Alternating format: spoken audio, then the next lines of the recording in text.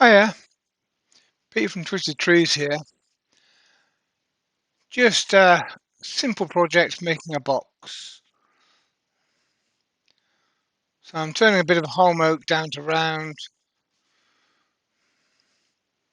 rushing through this bit. Being a box, it's going to be done in two parts, so I'm putting a tenon on each end.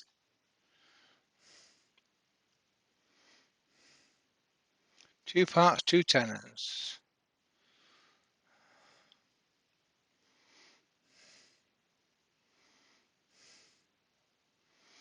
This video was 43 minutes when I started. I've edited it down. Grab a pencil, figure out where your joint is going to be. With a pencil, you can move it around till you feel it's right.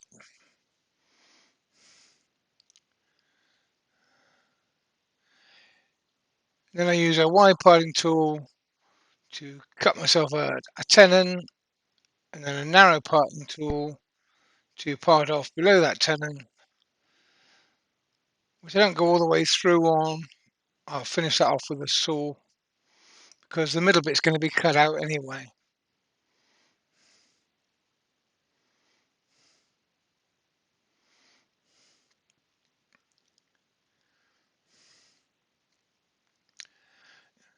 This is just fairly simple end grain hollowing, same as the egg cut, same as any other end grain hollowing really.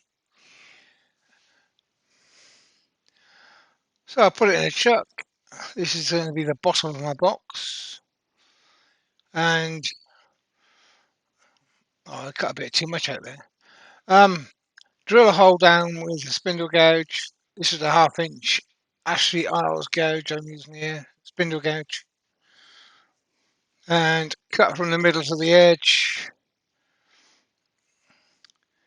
or from the edge to the middle once you've got your main cut done.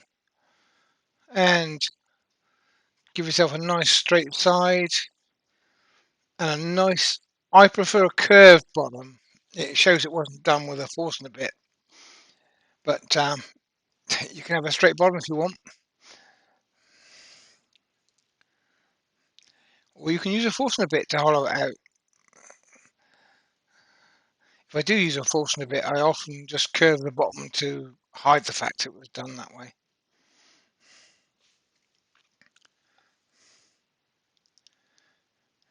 Check your depth. You don't want to be through the bottom. Yeah, it's a good idea at this stage to measure it and give yourself a mark on the outside so you know where your bottom of your hollowing bit is.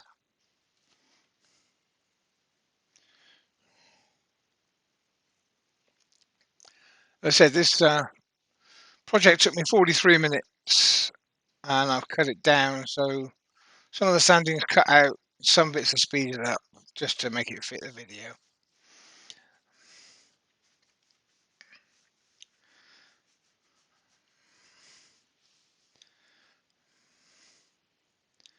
And some bits are just paused like this because I badly edited it. Right, so my lid and my base are a nice tight fit. I've decided to cut the base at this stage, but you could cut the lid at this stage. One is being used to hold the other and drive it. Doesn't really matter which way you do things, but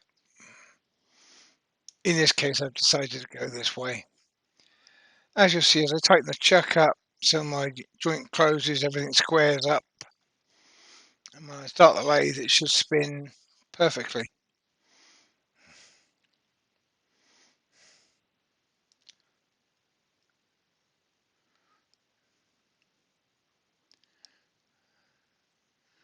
So all I'm going to do is round off the bottom of this. I got a bit over ambitious on the inside and it's quite thin walled. If I wanted to put some more shape into the box, then I would have left a bit more space, a bit more meat to work with.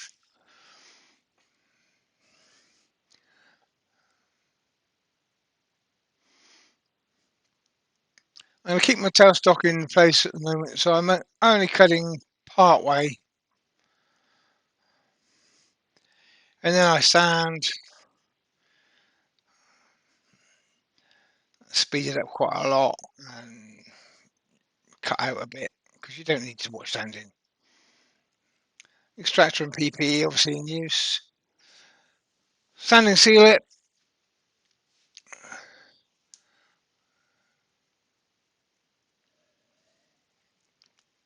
Sip some vodka. Not whilst I'm on the lathe, but whilst I'm doing a voiceover. Hey, why not? What am I doing now? Should have edited this bit out. Okay, I'm going for Yorkshire grip. Basically, I'm going to finish this outside edge, and I'm going to finish it on the top, even though I haven't finished cutting the top yet, because I want that join in particular to be finished.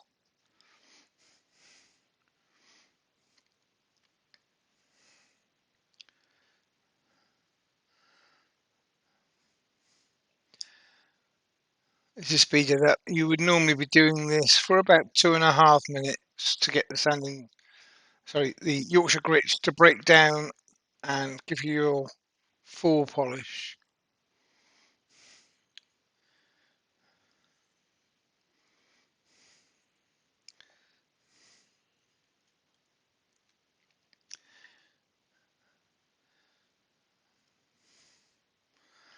I'm going to finish with Hampshire Sheen, but before I do that, I'm going to give myself some burn lines to disguise my joint basically.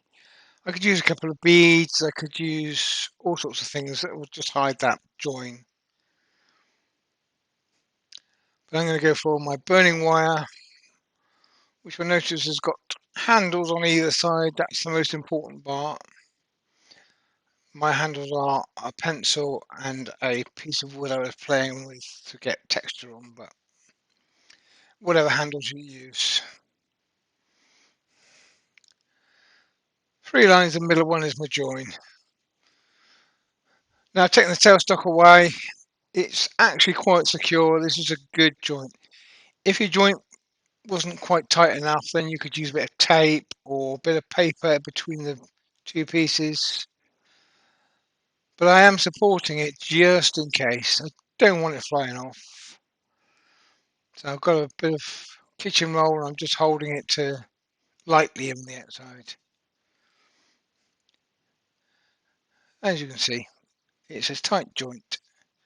It's a good joint, but it's no good for customers. I actually did run a Forstner bit in and put my maker's mark in there.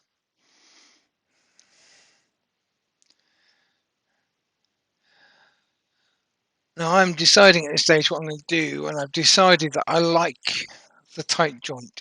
Can't be quite that tight because customers would complain.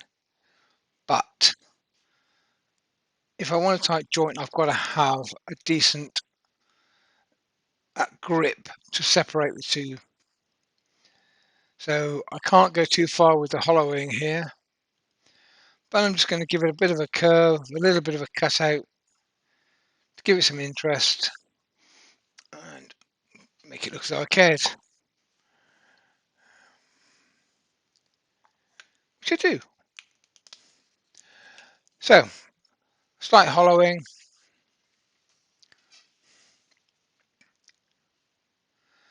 I'm actually using my Sobe 1/4 inch spindle gouge here. The other one was blunt.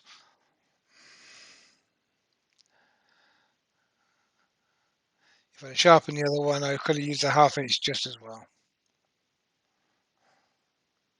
Actually, it's not 1/4 inch, it's 3/8. But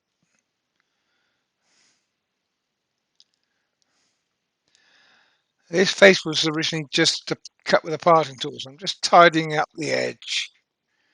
And it's going to do a little polish cut down through to the middle.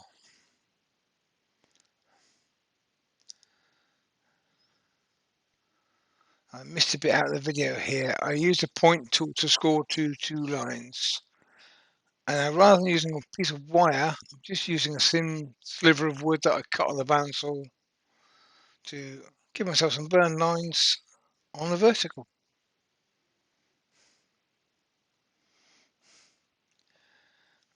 People use Formica for this quite frequently. I don't have any, so now that joint is too tight. It's no good. Turners might like it, but and it's great for working the piece, but it's too tight. So just a little bit of sandpaper, just relieve it a bit.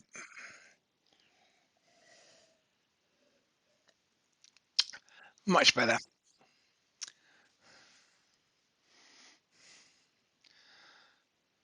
Now I'm gripping a piece in the chuck, which is going to be part of the finished piece. So putting a bit of paper towel in there just to protect it. And I'm not over tight, which means I've got to take some fairly slight cuts here. If I am too heavy-handed, it could be a problem. But with light cuts, it's fine.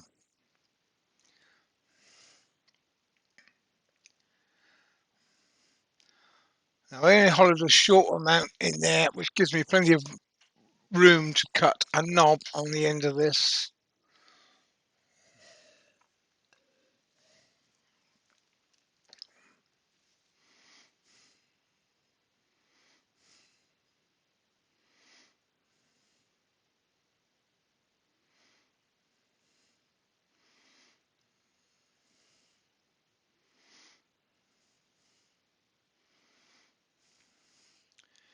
And you run through the sanding and polishing and everything else, just like you did before on all the cut bits. Blend it into the bit you polished before, which is going up towards the chuck. Sanding sealer, Yorkshire grit, Hampshire sheen. In a minute.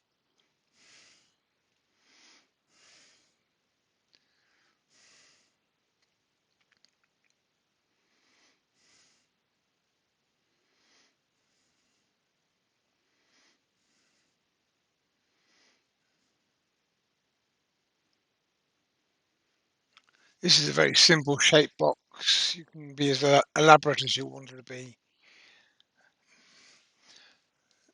The main point of this was to demonstrate the end grain hollowing and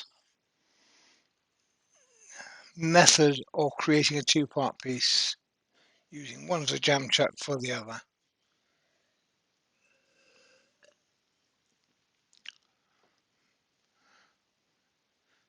I have to say this isn't the way I always do this job. I normally finish the base and then cut the top on the end of the jam chuck, but I wanted to change things around this time. That's it, job done. If you enjoyed the video, please click the thumbs up. If you're not subscribed to my channel, please subscribe and come and see the next one. And thank you for watching. Take care.